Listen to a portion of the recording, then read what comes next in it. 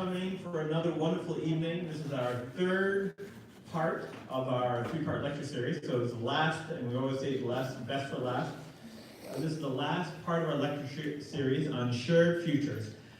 My name is Muzammil Ahmed. I am on the board of the Michigan Muslim Community Council and one of the co-hosts of the program for tonight. Our other co-host is AJC, JCRC, and we appreciate this partnership now that we've had for many years, where we come together and put on this program to educate the community. And the other part of the year, we come together and we're doing community projects and things together. And this is one of the driving principles of our collaboration. That is, together, Muslims, Jews, and people of other faiths, we have more in common and we can have more of a positive impact in our community together than doing things apart. And we try to keep things that are happening on the other side of the ocean over there and concentrate locally here, and we know that we can make a positive difference. And we really appreciate all of you sharing that vision. This year, I wanted to thank our thank our staff, in particular Corey. She's working hard in the back. We really appreciate the hard work she does, and all of our staff, whether it's Dave and Imam Mikhail and the teams. We coming in the evening doing a lot of work to get these programs put together. It's a labor of love, certainly. We also want to thank our generous sponsors from the Rabbits Foundation and their grant that they provide to allow us to put these programs on. The series this year has been on migration and immigration, something that is very near and dear to both Muslim communities and Jewish communities. And in the first series, we had a lecture at the Islamic Center on coming to America. On the second lecture, which was at the synagogue, AIM, I believe, in Oakland County, it was on adjusting to America. And tonight, the third of the series is on growing with America amongst the Muslim communities and the Jewish communities. And we're delighted, as always, to have our two esteemed faculty. And I'll read off their credentials again for the sake of completion. Professor Howard Lupovitch, whom all of you know, has received his PhD in Jewish history from Columbia University. He's taught at Cornell and Colby College and the Western Ontario University and at the University of Michigan, where he was also a fellow at the Frankel Institute for Advanced Jewish Studies. He is currently here an associate professor of history and the director of the Kahn Center for Judaic Studies at Wayne State University. Professor Lupovitch has published 2 books and is currently completing a history of the Jews of Budapest and is writing a history of the Neo-Log movement.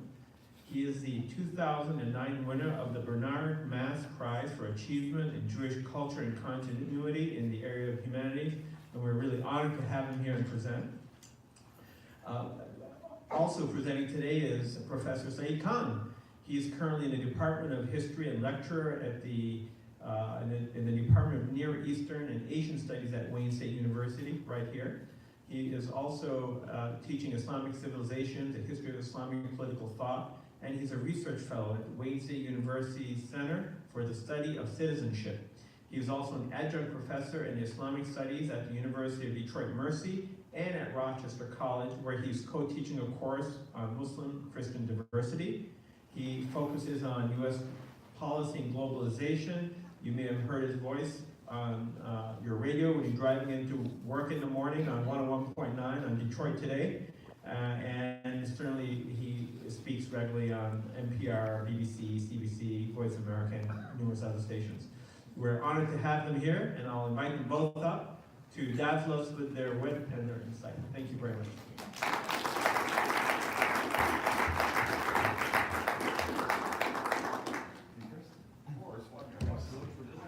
I'm so sorry, I was remiss in mentioning that we do have note cards for questions. If you raise your hand, we'll get you a note card and we'll have questions at the end of the session. Thank you so much. Good evening.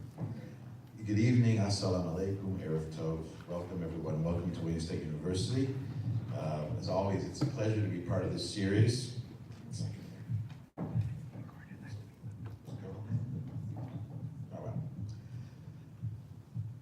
Thanks to MMCC and JCRC, and of course, Wayne State, for hosting us this evening. It's always a pleasure to be part of the series. I will say that I don't know specifically who to thank, but circumstances and recent developments have made this not only the series, but this particular topic this evening of particular importance, because what we want to talk about from our perspectives is what we call diaspora politics, meaning the politics. Well, when we say politics, we say diaspora politics, we can use the term more broadly and generally or generically to mean the politics of Jews in the diaspora. But I think this evening we're talking about something more specific, is that I want to say a few words about the politics of American Jews specifically connected to Israel and Zionism.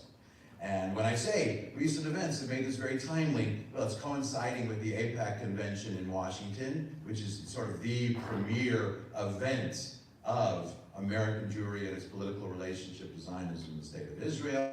We also have the recent comments of Representative Ilhan Omar to the American Jewish community. And by the way, before you pass judgment on what she said, you make sure you check out her more recent op-ed in the Washington Post, which, well, it was not only interesting, but I always find when especially a first-term member of Congress is able to actually reflect and change a little bit, well, I find that not only interesting, but also very inspiring. So check that out, and then you can pass judgment on her and however you choose, but not before you read that op-ed. So I want to turn to this question of the role of Zionism in the state of Israel in the political life of American Jewry. So let me start with a general statement about American Jews and politics. And American Jews living in America in general is the one thing that American Jews have done in America more than anything else, more pervasively than anything else, is become American. So when we say the politics of American Jews, speaking broadly, the politics of American Jews are more or less synonymous with the politics of America. Whatever current we have in American politics, at some point, there were some Jews who are going to gravitate in that direction. There are Jews who are more liberal or progressive. There are Jews who are more conservative. There are Jews who are Democrats. There are Jews who are Republicans. We distribute. General observation number two would be that another commonality of Jewish politics in America is it tends to be small c conservative. And here I'm using conservative in the classical sense of the term, not conservative as the opposite of liberal, but conservative as the opposite of radical. American Jews, whether their politics was to the right or to the left, they preferred moderate, centrist positions. Not all the way this way or not all the way that way. So for example, Jews who became socialists, and there were Jews who were part of the American left, they preferred the more moderate version of socialism, sometimes called Bernsteinism, where you instead of advocating for social upheaval, you advocate for reform and labor unionism. That's an example of a moderate version of socialism. And finally, for the last 100 years, the majority of American Jews have gravitated left of center as opposed to right of center. The majority of American Jews have been Democrats, liberals, progressives, but certainly by no means all. There have always been Jewish Republicans, Jewish conservatives. They've distributed similarly to the way American Jewish politics itself has distributed. So with that in mind, let me turn specifically to the question, the role of Zionism in the state of Israel in the political life of American Jews. And here, as a kind of timeline, let me use the following dates to sort of sketch this out. Here are the key dates. There's 1913, there's 1945, there's 1967, there's 1990, there's 2001. So with those dates, let me sketch it out for you. The significance of 1913 is this. Prior to 1913, there were barely any Jews in America who had embraced Zionism. Most American Jews either were highly acculturated or assimilated upper middle class Jews who had come from Germany in the previous century, but the bulk of American Jews before 1913 were recent immigrants from Eastern Europe, who we've spoken about in the previous two lectures in the series. And for them, Zionism was not appealing for the following reasons. First, think about it, they had made the long journey from Eastern Europe to America, a difficult journey. So at that point, why embrace a movement which aims at leaving and going to found another country? Secondly, Zionism in 1913 was still pretty radical, much more radical than it is now. It was a novel idea. But third, and perhaps most important, is these Jews who had recently come to America, one of their main concerns was to demonstrate that they were patriotic Americans, and they were concerned about an accusation of dual loyalty, an accusation that has been made against Jews and Jews in America and elsewhere periodically through the years. So until 1913, there were fewer than 1,000 card-carrying American Jewish Zionists out of a total Jewish population of over 3 million. That's very small. Everything changed in 1913 because of a single individual who happened to be the most high-profile American Jew in 1913, who of course was Louis Brandeis, soon to be Justice Louis Brandeis. Now, Brandeis had come from an assimilated Jewish household from Louisville, Kentucky. He was part of that assimilated Jewish upper class. He didn't have much of a Jewish background. He had an uncle who was an observant Jew, Louis Dembitz, who was very influential. But for the most part, he didn't have much of a Jewish identity. As a politically progressive individual, he was among the first leading lawyers in America who represented workers against employers and industrialists. He was instrumental in helping to found the labor union. He worked closely with the new labor unions at the turn of the 20th century, which brought him in contact with the Jews from Eastern Europe who were also involved. And this alerted him to the possibility, among other things, that it was possible to have a strong Jewish identity apart from religion. These Jewish socialists had a deep connection to the Jewish community, a deep sense of being Jewish, even though they were largely secular. And this discovery of secular Judaism for Brandeis eventually led him to Zionism. Zionism, of course, secular, and in Zionism, Brandeis found a way to be a strongly identified Jew without having to have any of that religious mumbo-jumbo in his life. He wasn't interested in it.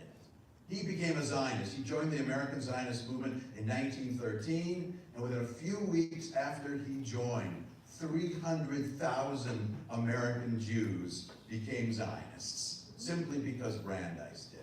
But it wasn't only mimicking him, because Brandeis didn't only become a Zionist, he also articulated in clear terms, the way only Brandeis could do it, why he became a Zionist. And in his articulating why he became a Zionist, he made it not only palatable, but acceptable for other American Jews. And here I really have to, let me read it for you in his words. This is from a speech he gave called The Jewish Question and How to Solve It, where basically he reconciled being a Zionist and being a patriotic American. This is what he said, quote, "Let no American imagine that Zionism is inconsistent with patriotism," being American patriotism.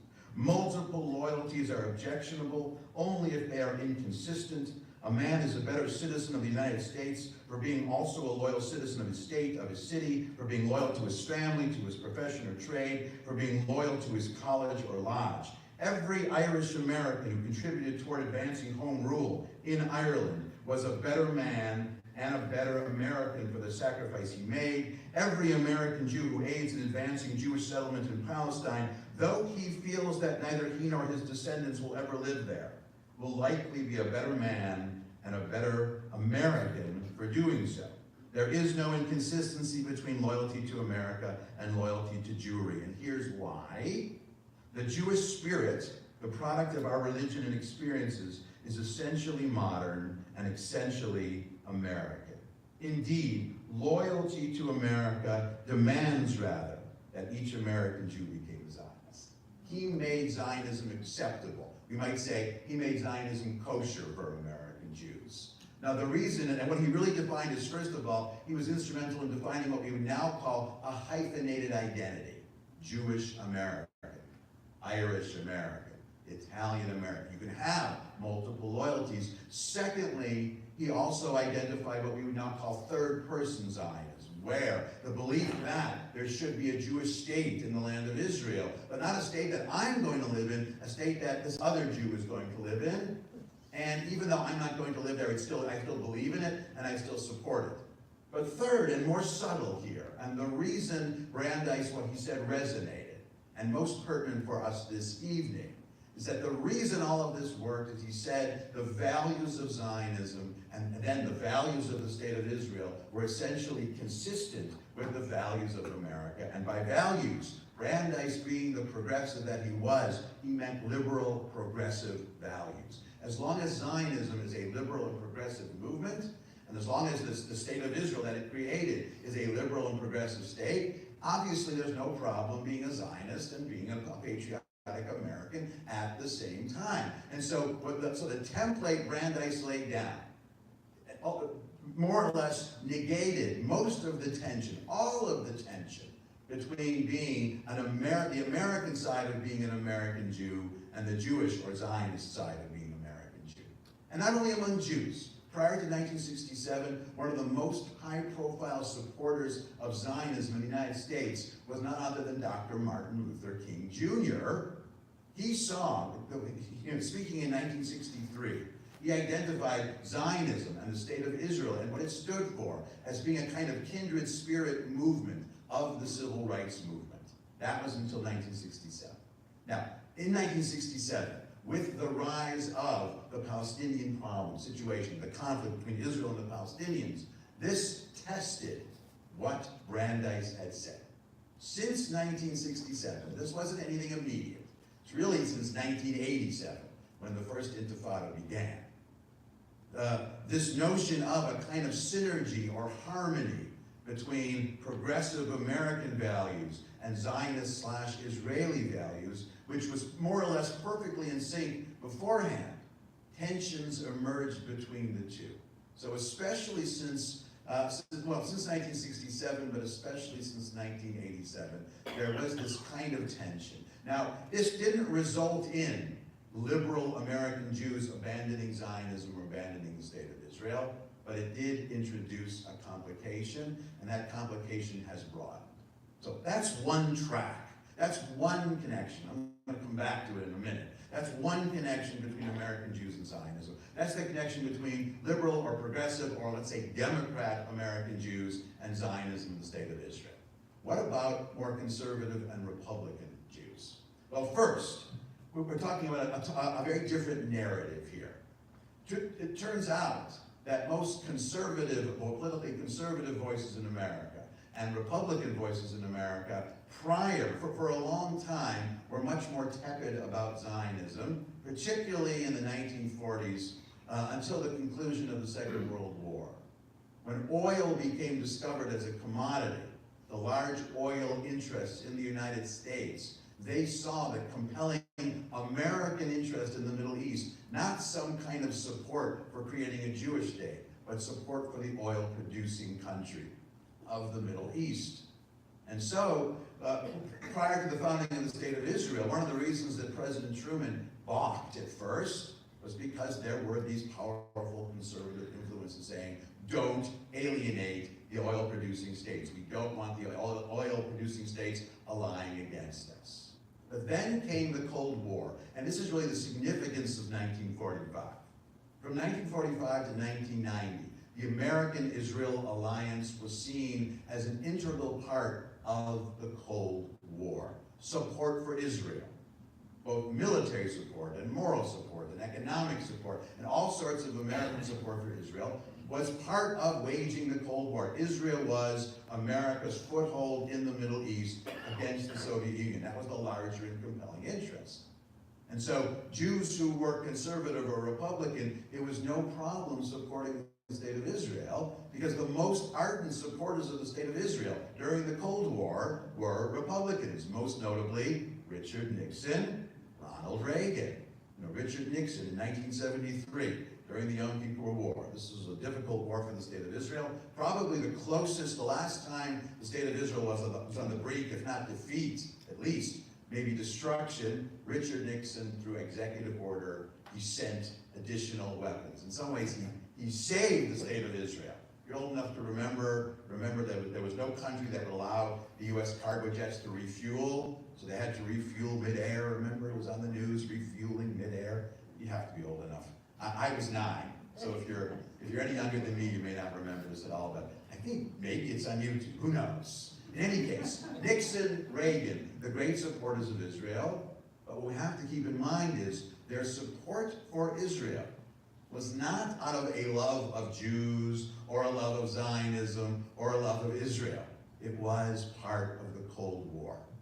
Now that's a pretty bold assertion. If only there was a way to test it. Turns out there is. After what happened after 1990, when the Cold War ended?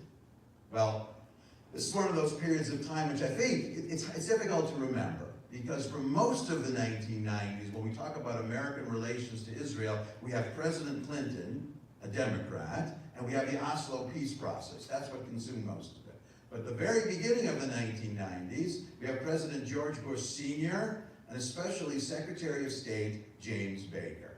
It's only a couple of years, but these were two of the most strained years, the most difficult years in terms of U.S.-Israel relations.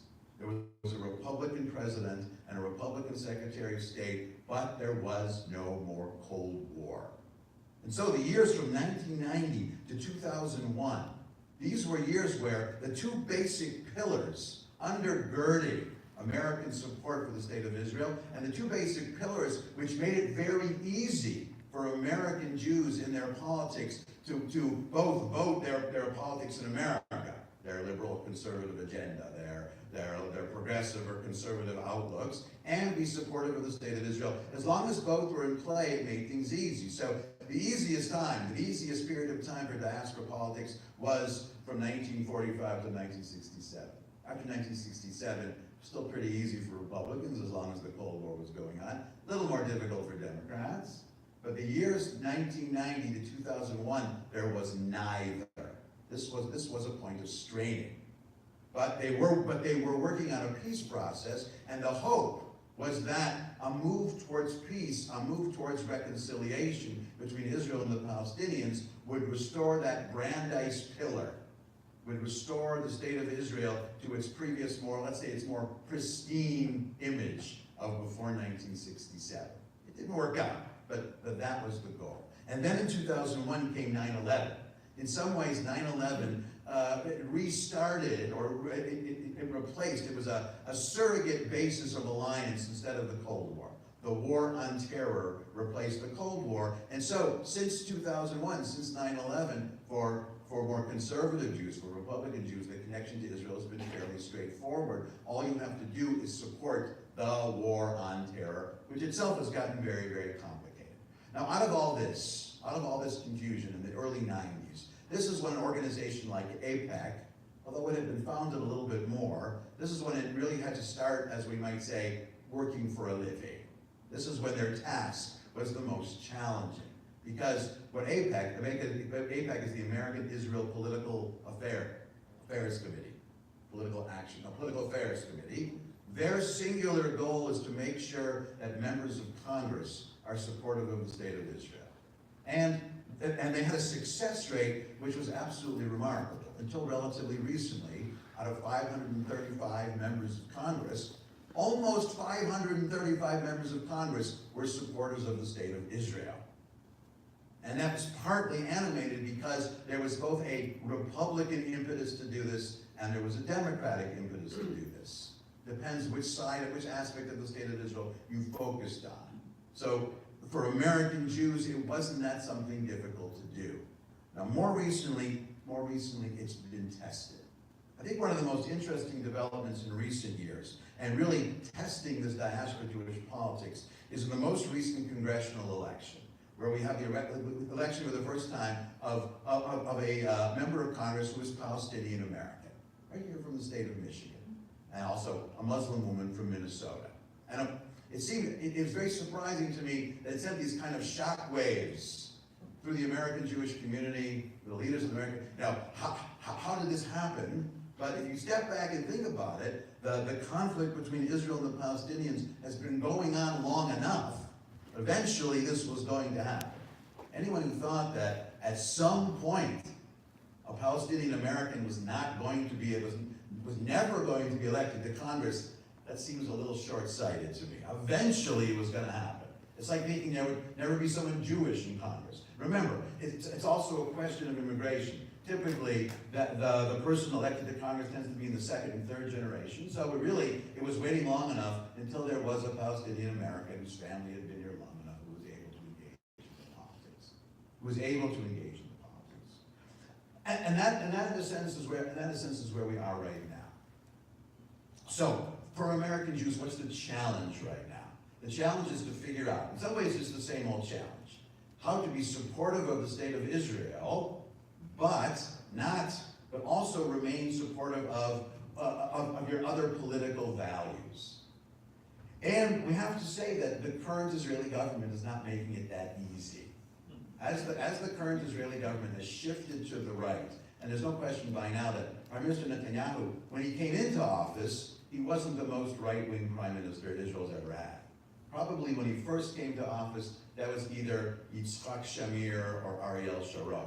But he's gravitated steadily to the right enough where now he definitely is. He gets the title now, certainly. And the further he's gravitated to the right, and the further the politics of the state of Israel have gravitated to the right, for that majority of American Jews who politically lean in a more left direction, that tension, which first emerged in 1967, has gotten more and more difficult. And here finally is the reason why this lecture was so timely.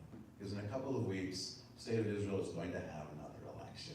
And I'm sure if you follow this election at all, you know what's at stake. On the one hand, there was a coalition, I would call it a centrist or maybe left of center, but not very far left, challenging the prime minister.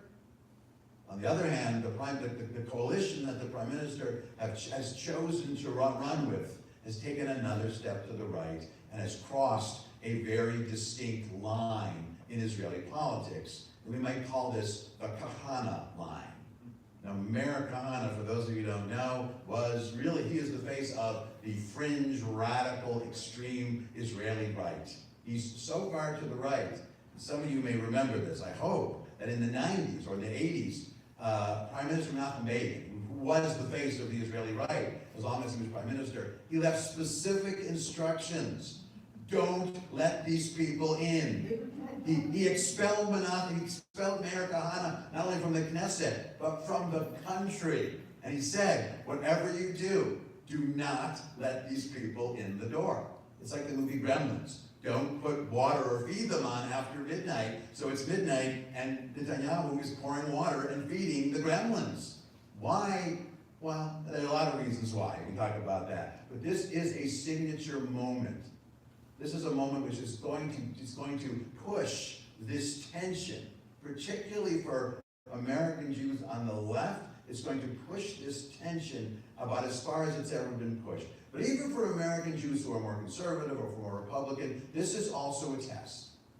Because Republican/conservative American Jews have been operating under the impression that the Israeli right speaks and acts in the name of Jabotinsky and in the name of Begin. And what Netanyahu has done now is he's taking a step where you can't possibly say he's speaking in the name of Begin anymore, because Begin said not to do this. And he can't be speaking in the name of Jabotinsky because Jabotinsky was very explicit that every single person who lives in the state of Israel has to be a full and equal citizen. So the politics of Israel are very complicated and are about to could get more complicated, which means for American Jews, there's going to be the further step of dealing with it. And really the burden is going to fall on AIPAC. Now AIPAC, in the aftermath of Representative Omar's comments a few weeks ago, AIPAC was mortified, but the fact of the matter is, this is what AIPAC was founded to do. AIPAC's mission is, whatever the circumstances are, to make sure to find a way where members of Congress can be supportive of Israel. Now, this is a challenging moment for AIPAC, but AIPAC in this sense is a kind of microcosm for American Jewry as a whole. This is a challenging moment for American Jews, for the politics of American Jews, for the diaspora politics. It's not the first challenging moment, but it's a significant challenging moment. Thank you. Thank you very much.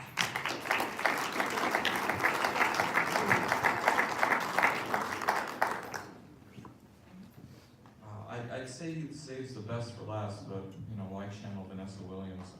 And plus, he doesn't. He's consistent, so thank you. Shalom Aleichem, Assalamu Alaikum, and good evening to you all. You know, this afternoon, I was giving an interview via Skype to a young man who was here on campus yesterday as part of a delegation from Global Ties Detroit, a State Department-sponsored delegation of Russian journalists. And he wanted to ask me, among other questions, what did I think about the deal of the century. And for me, the deal of the century was this really terrible movie back in the 80s with Chevy Chase, Sigourney Weaver, and Gregory Hines, which should have really ended all three careers. But he was, of course, referring to the Kushner orchestrated deal regarding Israel and the Palestinians. And who knows, maybe it'll have the same fate for him. But it was an exciting time for me because I realized that unlike our president, I actually colluded with the Russians. So I've got that going for me yesterday. Thank you all for being here on the last of these lectures, and I'm sure that Howie and I are already probably percolating on what next year's does. Yeah. And by the way, this means we're thinking, not that we're crazy. I'll start off as well invoking, of course, Congresswoman Ilhan Omar. And I know that a lot has been said regarding the accusations that she was somehow or the other either explicitly or implicitly channeling this trope of dual loyalty. And I'd like to use that as a point of departure tonight, because for the Jewish and the Muslim diaspora communities, this aspersion of being dual loyalists is baked into the cake. It is inescapable for these two communities to be in the United States and to somehow or the other be immune to that charge. And I would submit to you that it's not so much an issue of dual loyalty. It is an issue of dual consciousness. Both the Jewish and the Muslim diaspora communities have within them both the benefit as well as the burden of dealing with a dual consciousness. For the Jewish diaspora, that consciousness is life in the diaspora as well as a focal point of convergence, which is the State of Israel. For Muslims, similarly, there is, of course, the local dimension of taking on the responsibilities and the lens through which they see the surroundings. But at the same time, it is inescapable that they belong to this global Muslim community, the Ummah. And in many ways, and I think the best metaphor for this is the notion of having an anchor. For a diaspora community to have a convergence point, or for the Muslim community to have the Ummah, on the one hand, the anchor provides a great level of stability, it provides security, especially in sometimes perilous and choppy waters. But at the same time, the anchor can weigh you down and limit your mobility. And it seems as though this is going to be the dialectic by which the Jewish and the Muslim communities here in America face the upcoming future with them. But a shout out to W.E.B. Du Bois, who actually not only coined, but certainly perfected the analysis of dual consciousness. When it comes to the values of Muslims, and I know that particularly after 9/11, there was an indictment that Muslims somehow were going to be incompatible with American values, something that still exists.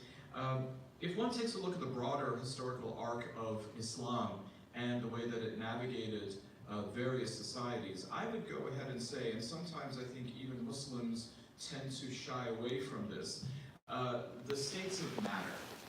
You have solid, you have liquid, and you have gas. And Islam has actually never been a solid. There has not been this kind of monolithic, calcified existence which then exists throughout all time and in all situations. At the same time, it's not a gas. It does not exist as some kind of ethereal abstract. But Islam exists in societies as a liquid. It takes on the shape of the vessel in which it finds itself.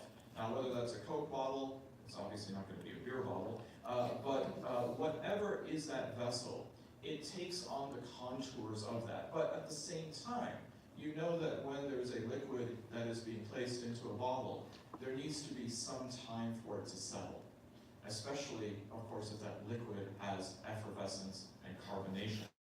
So that is, of course, what we find happening when it comes to Muslims in the United States. And on the topic of civic and political engagement, as we've talked about in the prior two lectures, there is at least two distinct communities which now are having more of a convergence than they did in the past.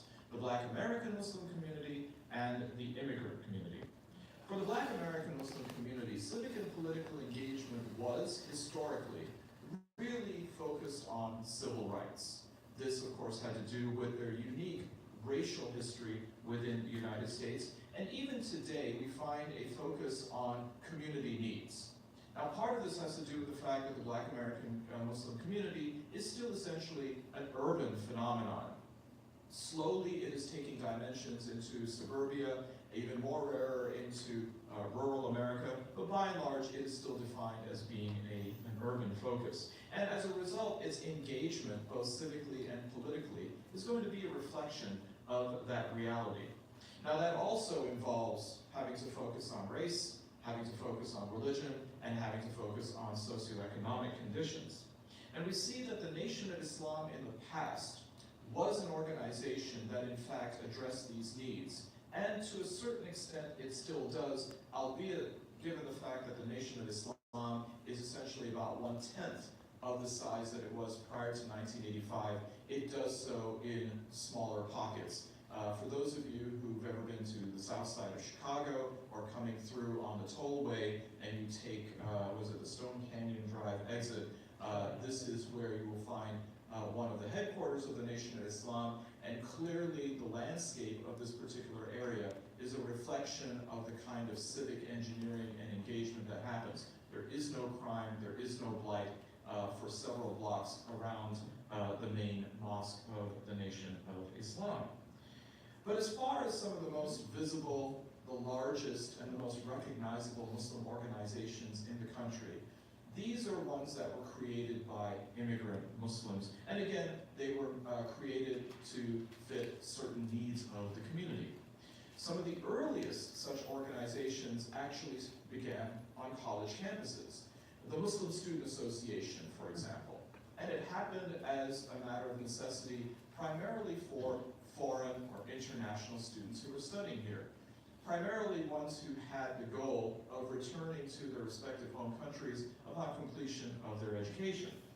Now, economic conditions, political instability certainly then militated against their ability or their desire to return to those countries, and having a taste of honey, a certain opportunity that lends itself here in the United States, many then decided to stay put.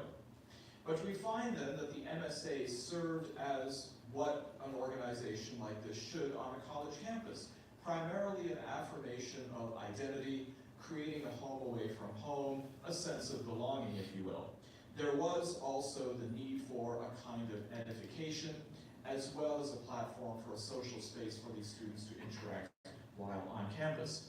Now, this particular bandwidth of the student population then graduates. Those who do not return to their respective home countries are now working. Well, it would be a little bit creepy for them to be in their late 20s, early 30s, and beyond, and still hanging around college campuses. Only professors, I think, do that, but that's just for the articles.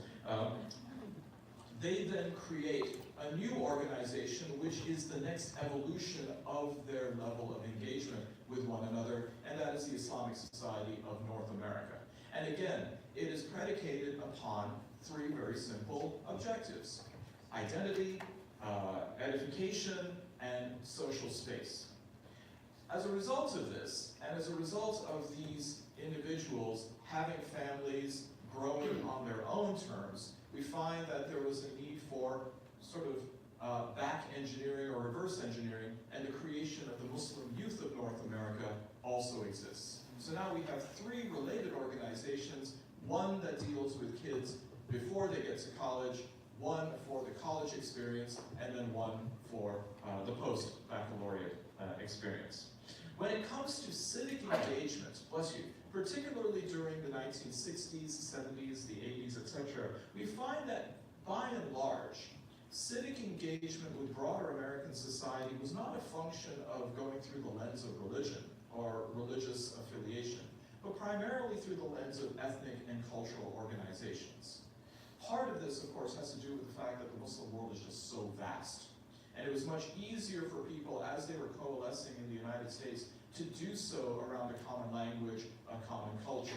And therefore, it really wouldn't be uncommon, for example, to see Muslims from the Indian subcontinent to have a greater level of affinity, not with, for example, Arab Muslims or Southeast Asian Muslims, but with Hindus and Sikhs from the Indian subcontinent. Common language, common culture, common cuisine, common Bollywood. These were galvanizing elements for this population. When it came to political engagement, similarly, what would happen is people would stay in their own proverbial lane. Pakistanis, for example, were going to be particularly interested in the Kashmir issue. That may not necessarily have been something that appealed to a Muslim from Malaysia or from Indonesia or from the Gambia. And as a result of that, whether it was on an individual level or on one of these ethnic, cultural, organizational levels, we find then that if there was a political engagement, it would occur on that level, not through the lens of religion. And it's important to remember also that certainly prior to 1979, and maybe for a few years in the 1980s, most of the conflicts that were occurring in the so-called Muslim world were not being defined or essentialized through the lens of religion. They were being seen as, by and large, secular conflicts, ones of political instability, instead of ideology, which was taking on a religious narrative. Now, if religion was going to be implemented as a narrative in political engagement, it was generally done on the local level. Mosques, Islamic schools that needed zoning variances or assistance when it came to their construction or their expansion, you find then that the level of engagement was usually at the level of city councils, not necessarily calling your friendly neighborhood state or national senator or congressperson. If that did happen, it was usually to help out in an immigration case. By and large, there wasn't any kind of real earth-shattering engagement which dealt with some of the conflicts on a religious level. Now, as far as political and civic engagement goes at the mosque level, which was and in many cases still is, the central public sphere for Muslim diaspora life in America, we find that mosques were politically quietist. Now, part of this, of course, comes from the all-hallowed 501c3 tax-exempt nonprofit status and the aversion to cross the line into something which would be considered political activity, therefore jeopardizing that status. But we find that there was also, in order to be intellectually honest, not too much interfaith engagement during the 1970s, the 1980s, and to a certain degree the 1990s. Certain factors have to be taken into account about that. Language, accompanying accents, cultural barriers, as well as the realization that there was no real culture, if you will, for religious spaces in countries of origin to be the locus for interfaith engagement. If you lived in India, if you lived in Pakistan, you may very well have friends, neighbors, compadres from different religious traditions. It just simply wasn't the mosque where you were going to go ahead and meet. Those kinds of interactions were going to happen in someone's home, or a restaurant, but generally speaking, the mosques were not going to be the venue by which that was going to happen. And as a result of it, that mindset generally then was something imported to the United States with migration, that the mosques really aren't for that kind of activity. We meet people socially, we work with them, but the mosques are a separate entity altogether. And in many ways, we find that this organic nature of interfaith engagement on a neighborly level is something that occurred, and I say this in sort of the past tense, well into the 1990s. For a while, I was living in East Lansing, Michigan, and lived there long enough that I became a quote-unquote townie. And I remember that I would get invited to people's homes for various functions, particularly in the South Asian community. And I was struck to see the kind of very familiar dynamic among various members of the South Asian community: Sikhs, Hindus, Muslims. And everybody likes a party.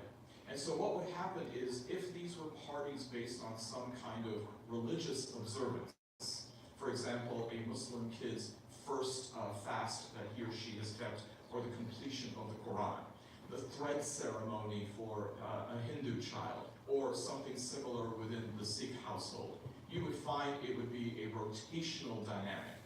People would simply bounce from one party to the other, all sharing. And then something happened in the 1990s. And I know that you're sitting here thinking, okay, what blew up where, or where was the conflict?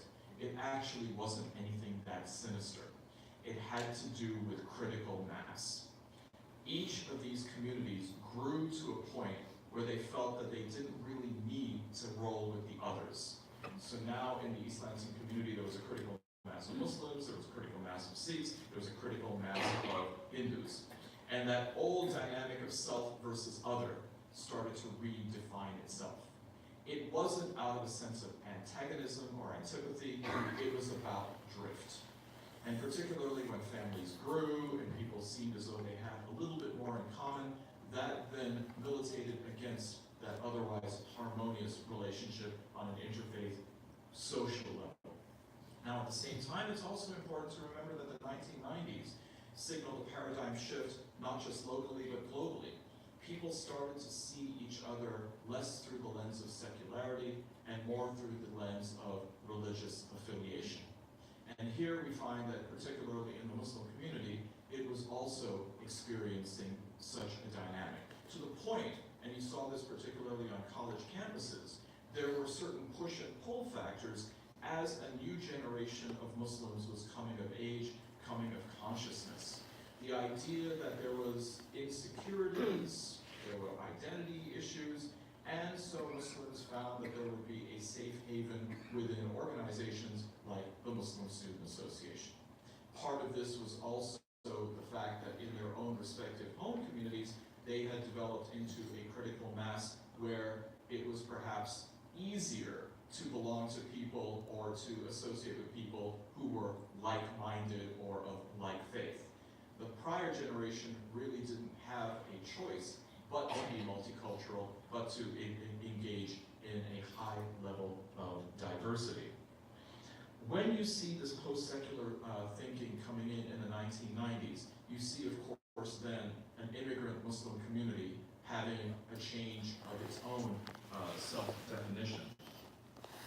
Now, it's also important to recognize that by the time the 1990s roll around, we're now into the second and in some cases third generation of immigrant Muslims, particularly after that big push came after the Civil Rights Act of 1965 was passed, as well as the relaxation of immigration quotas from many different areas.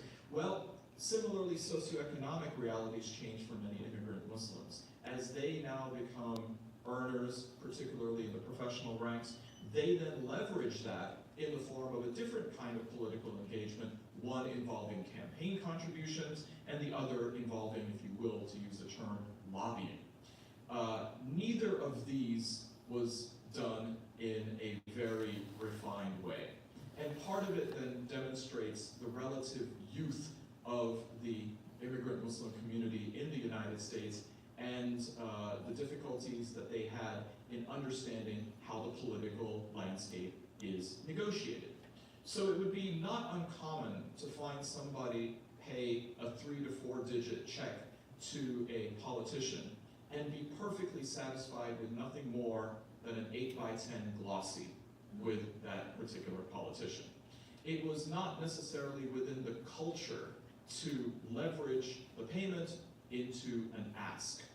And quite frankly, in the 1990s, as I mentioned before, it was very difficult to understand what the requests or what the asks could even be, because the focus and the attention of the community was either so variegated, it was so diverse, or the focus was more local. There was the establishment of certain organizations which then were going to coalesce and provide better representation, it was thought. For example, in 1988, there was the establishment of MPAC, the Muslim Public Affairs Council. And it's interesting that it was established with two headquarters, one in Los Angeles and one in Washington, D.C. And the mission for MPAC was pretty simple: to demonstrate that Muslim Americans were now part of the political landscape in the sense that they were citizens, that they were political participants.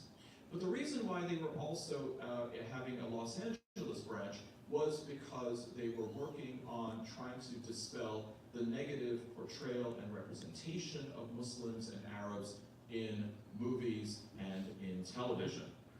1990 saw the establishment of the American Muslim Council in Washington, D.C., which was really a lobbying arm. But it was the emerging civil rights issues throughout the 1990s which then provided a wake-up call for the immigrant community here. And it coincided, with no big surprise, with military intervention by the United States abroad. Case in point, the first Gulf War in 1991. Case in point, the first World Trade Center attack in 1993. It's, of course, then no accident that the very following year, in 1994, the Council on American Islamic Relations was established as a civil rights advocacy organization. The other factor was that the second generation, as it's coming online, is becoming much more civic and politically savvy. I don't know, maybe it's watching enough Schoolhouse Rock. But you find then that they recognize the importance, as they are striving for being seen as fully integrated citizens in the United States, that requires then civic and political engagement at a higher depth and at a broader echelon.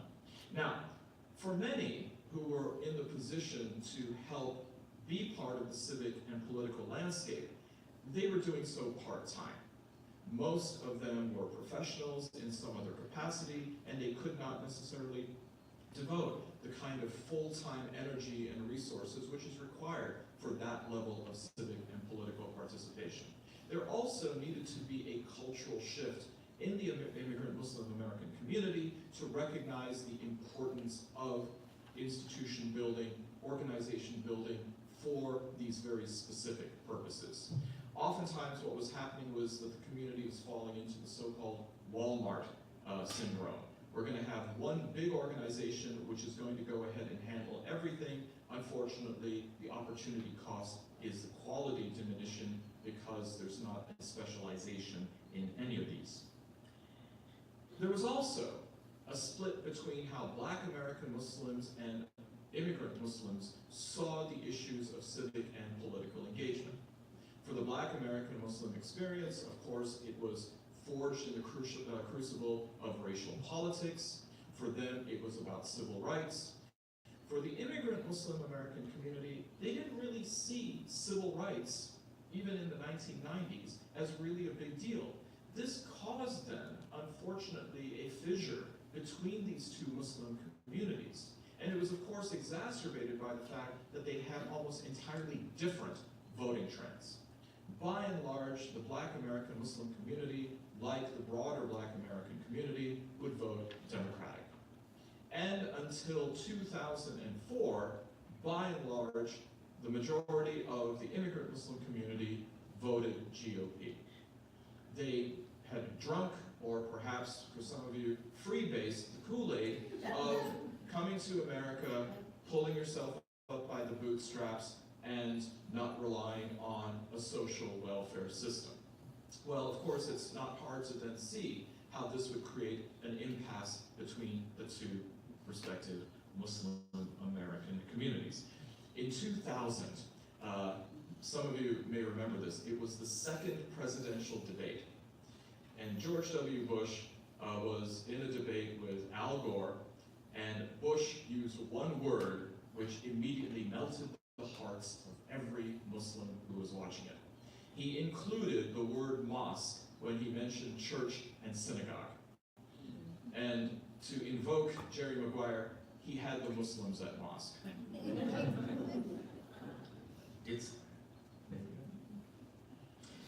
And then 9/11 happened. and it exposed the true vulnerability of the community.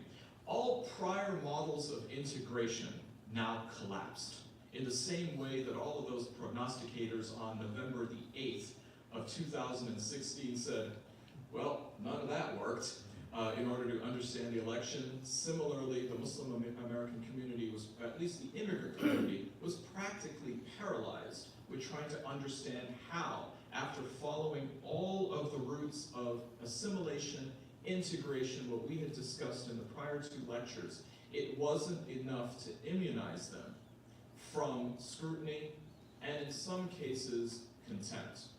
So zip codes, cars, addresses, professions, accent removal wasn't enough to go ahead and circumvent profiling or the implementation of the USA Patriot Act. To go ahead and provide the antithesis of Sally Field, they realized they don't like us. They really don't like us. Some of you are like, who's Sally Field? It also then brought to the fore this nagging issue between the Black American and the immigrant Muslim American community. Because the immigrant Muslim community went to the Black American and Muslim community and said, help us, you've been doing this for a while. And without really providing any criticism and providing full justification, many members of the Black American Muslim community said, really, now you get it. And I remember one scholar said that part of the problem was that, and this is how he framed it, immigrant Muslims had spent the last 50 years or so trying to be white. And now they realized that they weren't even as well off as Black Americans, because Black American Muslims could actually then simply be Black, even if their Muslimness wasn't apparent. Immigrant Muslims were fully exposed. This also, though, provided an opportunity, a much needed one, for a reconciliation between these two communities, and at the same time, better integration and enfranchisement of Black American Muslims into some of the major immigrant Muslim created organizations. So 2001 certainly then provided a paradigm shift for this to happen. But it was certainly a very painful revelation of being despised, and on top of that, being seen as a threat when particularly immigrant Muslims were coasting through their evolution as becoming Americans. Now, overnight, particularly immigrant Muslims had to have a cram session on the racial and the civil rights history of the United States, as well as its treatment of minorities. Muslims who had never, or maybe never picked up a book on American history, became all of a sudden experts on Sacco and Vanzetti, or the Korematsu versus United States case, the Japanese-American case with internment. Or they learned who were Cheney, Goodman, and Schormer, the three members of the freedom rights movement who were brutally killed, therefore inspiring the movie Mississippi Burning. The USA Patriot Act, profiling, surveillance, deportations, all of these then informed a change in consciousness among Muslims, particularly immigrant Muslims, and the need to up their game when it came to civic and political engagement. And it is because, again, of 9/11 and the trauma felt by the community that it spawns out of necessity a whole plethora of new acronyms. And we find organizations come in specifically to address needs or deficiencies which have been there in the community. So we have, as I mentioned before, existing organizations like MPAC and CARE, but, and full disclosure, some of the people who are in this room founded or co-founded some of these organizations. The Institute for Social Policy and Understanding, which is a think tank which focuses on Muslim Americans from the standpoint of social and domestic policy, came about in Mazono's basement with me, Iltifat Hamzavi here, and myself. It is now an 18 years old think tank, which still is really the only one that focuses on this particular issue. You have the Inner City Muslim Action Network in Chicago, founded by Rami Nashashibi. You have the Interfaith Youth Corps, founded by Ibu Patel. There is Engage, which is yet another political engagement organization to increase political and civic literacy. And another organization which was founded just down the road on Cass, I think it's on Cass? No, 2nd Street. Launch Good, which is a crowdfunding source which raised $1.6 million just last week for the people who were killed in New Zealand. So these are new forms of civic and political engagement, which again, work with the mutation of necessity through the community.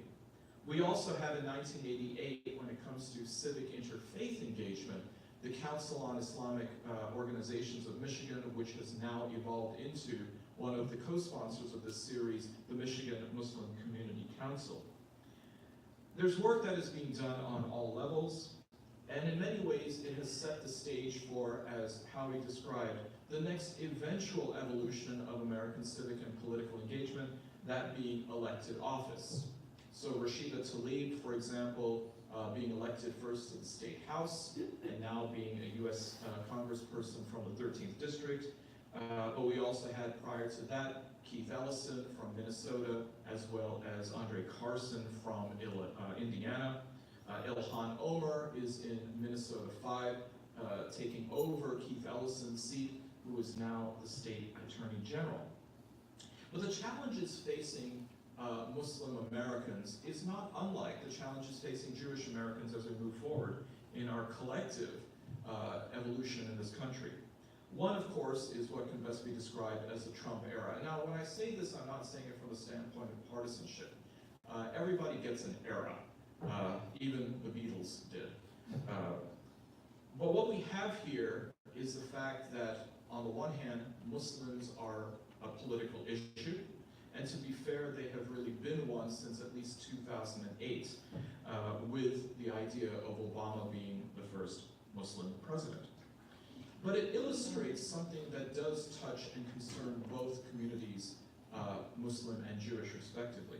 And that is the idea that there's a moral panic facing broader American society as what is going to happen to this country as it moves to becoming a majority-minority country within a generation. For some, this is becoming a very daunting and fearful time in predicting what is uncertain in their mind. But there's also issues that relate to this in efforts to disenfranchise as well as to create infighting among groups because A, it is profitable, and also it is politically lucrative.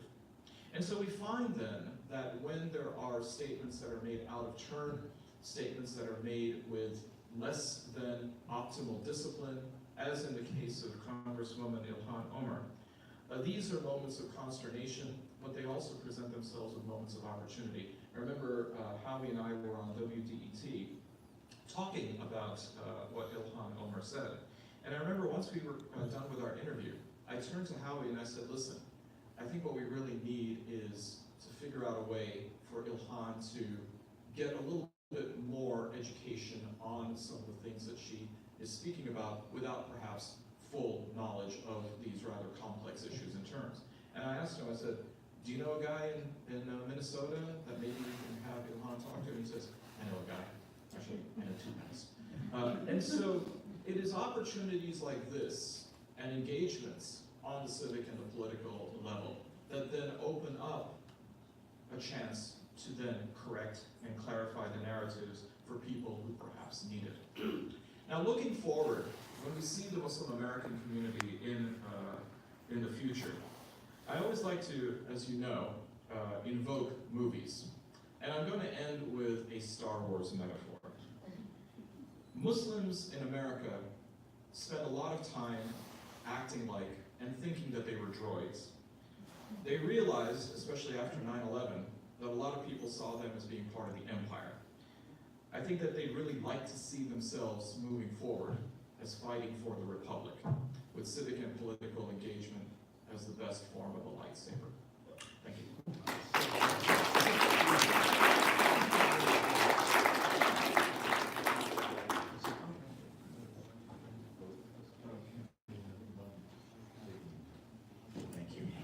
have some questions, you can submit some more.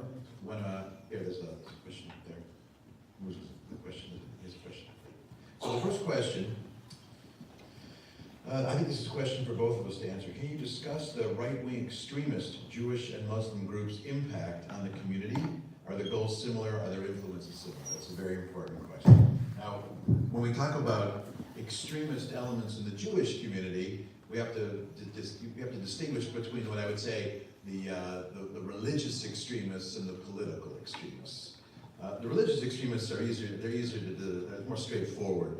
One of the things that's characterized, let's call it Orthodox Jewish politics or ultra-Orthodox politics, is this is really deal-making. They will, for the last 200 years, Orthodox groups in Europe and America, they've been willing to make a deal with anybody who will grant them the basic concessions that they need. And whoever will get, I mean, there were Orthodox groups in the Soviet Union who made a deal with Stalin to guarantee their interests in the same way they deal with Putin. The political extremists are a little more complicated, and I think when it comes to the right-wing political extremists in the Jewish community, their focal point tends to be they look for something they can use as a source of fear. Their real aim is to instill fear. They need to see an imminent, threatening menace. And so oftentimes the menace, the phrase of never again this, development X could be another Holocaust. That is a common trope within that community. I would say during the 1990s, when it appeared that the Oslo Peace Accord might move forward, these right-wing extremist groups within American Jewry were marginalized in certain ways because the situation tended to be in a more moderate and accommodating direction. But when the combination of the collapse of the Oslo Peace Accords and 9/11, in a sense, for right-wing extremists, created a new threat. This was a threat of Muslim fundamentalist terrorism. And so and what they tend to do is to see, more specifically, anyone who is Muslim or Arab is somehow a manifestation of Hamas, of the worst of the Muslim world. So I think that in a nutshell is their basic strategy. Now, in terms of their impact, one of the things that what's called the demarginalization of these right-wing extremists, as they became louder and more vocal and more fear-mongering, I think one of the pushbacks within the American Jewish community was in the other direction, especially in the younger generation. In the younger generation, we see young American Jews who are leaning farther and farther to the left. In some sense, responding to what they see as the narrowness of the right.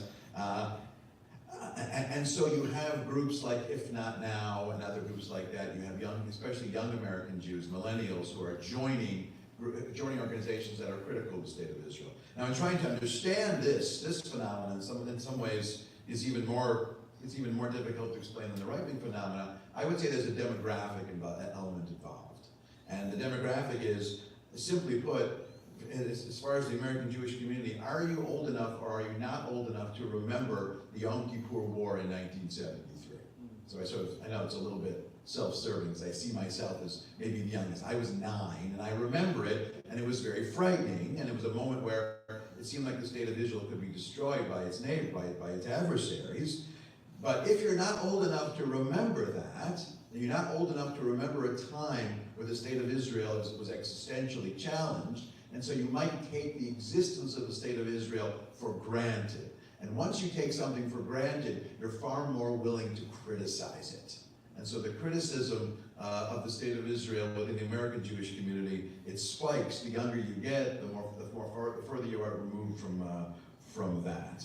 And so that's been one of the backlashes to the emergence of this right-wing extremism. But having said all of that, the bulk of American Jewry goes to neither extremes. I would say 90% of American Jews are this mishmash which gravitates towards the center. 90% of American Jews are right of center or left of center. Do you want to answer that about the right-wing extremists and the Muslim? Yeah. Actually, it's kind of related to this question about commenting on the political affiliation of Muslims, GOP or Democrat, and what about Justin Amash?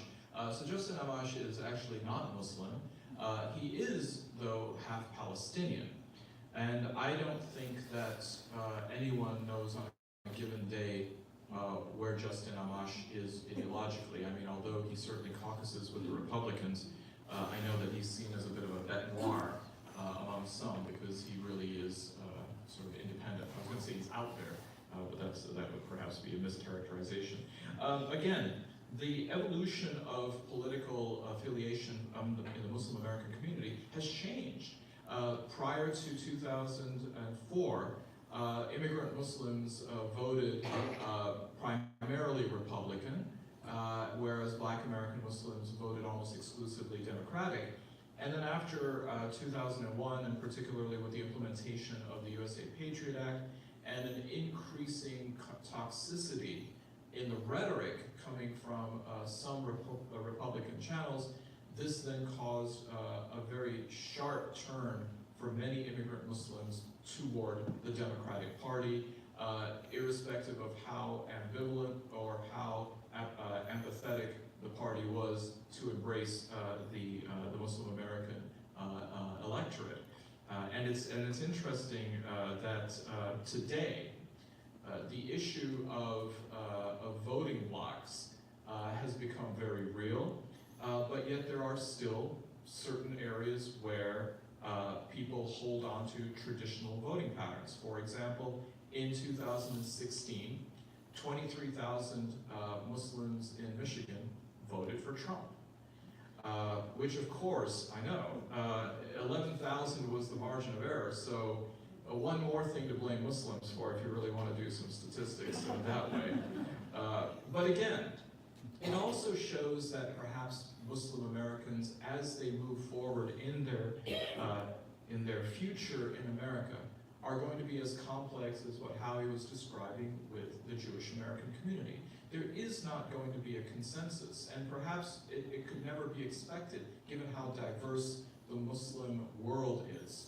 So for example, when it came to the Republican-Democratic divide in 2016, we saw that one of the fissures was over Syria, that one faction of the Muslim American community, even in Dearborn, would have voted for Trump because they were in alignment with his views on leaving Assad alone, whereas they were fearful on the other side that perhaps a different president would have a different attitude toward that. So it makes it deliciously complex. But the other question that I have, since just these two, is how did Palestine become such a focal point for American Muslims?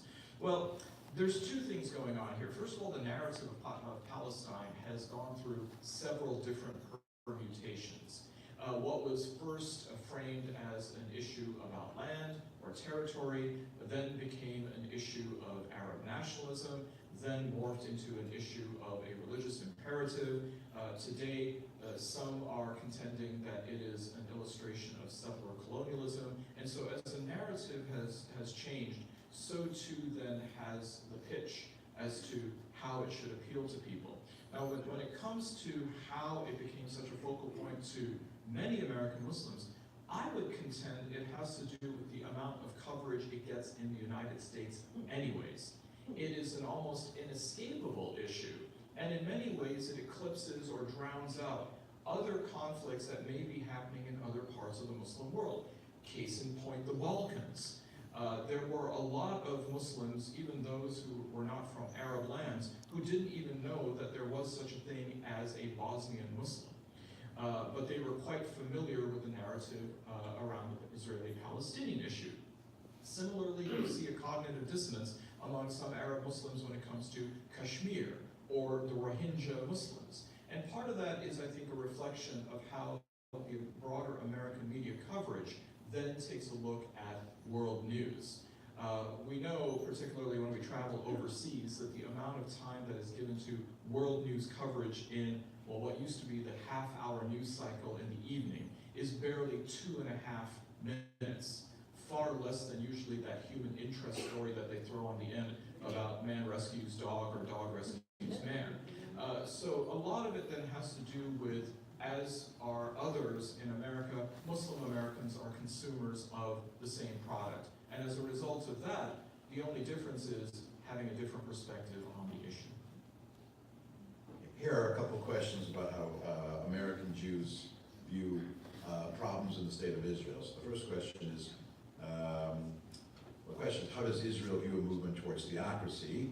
What does this view do to the American Jewish experience? The question of Israel becoming more religiously dominated. Most Israelis are against it, to be very frank, and most American Jews, other than, I would say, the right-wing religious fringe, are very much disturbed by that and hoping it doesn't go in that direction. Every month, there is an episode that happens every month where there's a group known as the Women of the Wall, who are not Orthodox women, most of them. They want to go pray at the Western Wall in Jerusalem, and the ultra-Orthodox community from there tries to prevent it from happening the last couple of times. And usually they go on the first day of the Hebrew month, on Rosh Chodesh, which is kind of a women's holiday. They want to read the Torah. It's gotten increasingly tense and violent, and the backlash is getting stronger. The current Israeli government promised to do something about it, promised to come some kind of resolution, and then reneged on it. But this is an example of there's a point beyond which the influence and dominance, or the over-influence of the Haredi community in Israel is disturbing, not only in Israel, but also for American Jews as well. And maybe even a broader version of that question. How do American Jews support Israel or Israelis while criticizing the Israeli government and its policies? That's a subject of a whole separate lecture, which, by the way, I'm giving this Sunday at the Jewish Community Center at 11:15 as part of a lecture on anti-Semitism. But to put it very simply, the answer is basically in the question. You draw the line. You criticize. It is possible to be critical of a government's policies without belying the right of that government to exist. I mean, and that's what American Jews try to do. I'm not saying it's easy, but that's really the goal. And while the current Israeli government is running the country, it's not the totality of what the country is, of what Israeli society is, or to put it another way, the blemish on the face of Israeli society and politics, which is the treatment of the Palestinians, is a very serious blemish, but it's not the totality of Israeli society and politics. And the hope is, and this is the hope that American Jews have been entertaining now for probably 15 years or longer, is that a regime change in the state of Israel, for example, if in the next election a new government is put into place, these problems, both the problems of hyper-influence of Orthodox Jews and the policies of the Israeli government with respect to the Palestinians, those problems will begin to be alleviated, easing some of the tensions. Well, I don't know. Well, no, but Sadat. I was going for balance. Well, no, Sadat, I think, was banking on that with the new regime with Reagan. Right. I think, yeah, if I could just add that too, is American Jews were old enough to remember Sadat. Sadat, before he came to Jerusalem to make peace with Israel, coming from Egypt, he was the last person anyone expected to make peace. He was the loudest voice in the anti-Israel, throw the Jews into the sea chorus. He did a 180. And the challenge, not only for Israelis, the challenge for the American Jewish community is to be willing to accept the possibility that the next peacemaker is going to be someone who today we can't even imagine being willing to make peace. The next Sadat, in other words, is not going to be the obvious person. It's going to be, could be the least obvious person at all. That's going to be a real challenge. Okay, I'm going to go ahead and try to get to some of these several questions on here. One is, how successful has MPAC been in forwarding views on Muslims? So I'm going to go ahead and invoke Joe and Lai again when he was asked what did he think about the French Revolution, and he said it's too early to tell. I think that MPAC, we can only go ahead and measure it from the speculation that how much worse would have been had MPAC not been there. It's almost impossible to go ahead and really measure. I know that MPAC will go ahead and they'll have certain metrics, and they've said that we've been able to achieve this and we've been able to achieve that. But I think it's very, very difficult. Organizations, I mean, like ISPU, for example, are constantly struggling with how do you measure success. Sometimes you have to do so in speculating on what would have been the absence of that organization. And segueing to that, which is better, a general organization or many specific ones to something civil, carry civil rights and favorable views. So for this, I'd actually like to invoke the late Oxford philosopher Isaiah Berlin, who had the conception of the hedgehog and the fox, in which he says that the hedgehog knows one big thing and the fox knows many small things. I think in that sense, what you actually need, and what Merlin was really talking about, is you need a buddy system. You need somebody who can see the one big picture, and then you need some people who can focus on each of the particularities. When we're taking a look at community resources, when we're taking a look at community skill sets and all, it behooves us to then have specificity when it comes to each part upon which to maintain focus, but you still need an overall vision and mission and a direction for that. And if 9/11 made Muslims the target of American hate, had immigrant Muslims ever integrated at all? Great question. I would say yes, but integration is always imperfect and it's always incomplete. There was certainly an idea that American Muslims had integrated to a certain degree, but it's, again, a testament to human nature to show how it can be then wrested away. And in many ways, I would argue that it is not unlike the kind of body blow that the Jewish community in Europe felt after Alfred Dreyfus was arrested. The idea that how much more do you want us to assimilate? We have left our Judaism and our Jewish identity at the door before we left the house. We have secularized, we have changed our names. What else is there? And it just simply wasn't enough.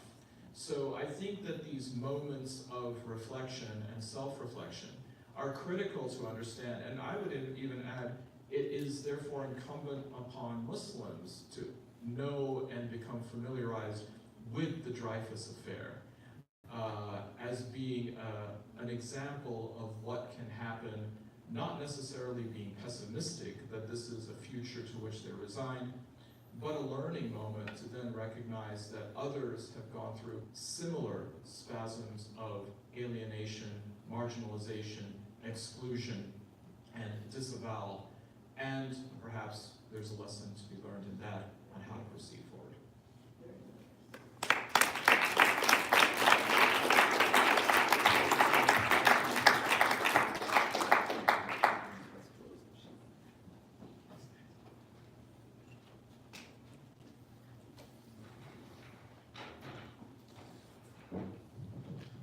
Good evening, everyone. I think I know many or most in the audience, but if we haven't met, my name is David Kurzman, and I have the privilege of serving as Executive Director of the Jewish Community Relations Council, AJC. And, well, it's a pleasure to be hosted here by our wonderful professors. It's become a nice sort of cadence that we wrap up the year here at this university, where I spend the evening like this just wishing that I could be in your classes, because your students surely have such a privilege to get to hear from you, and also feeling like I'm coming in and I'm ruining that perfect moment at the end, because you truly do complete each other's sentences, and it's really remarkable kind of model as right in that respect. There you go. And I can say you will catch me, and there's a moment for a good comment. Catch me.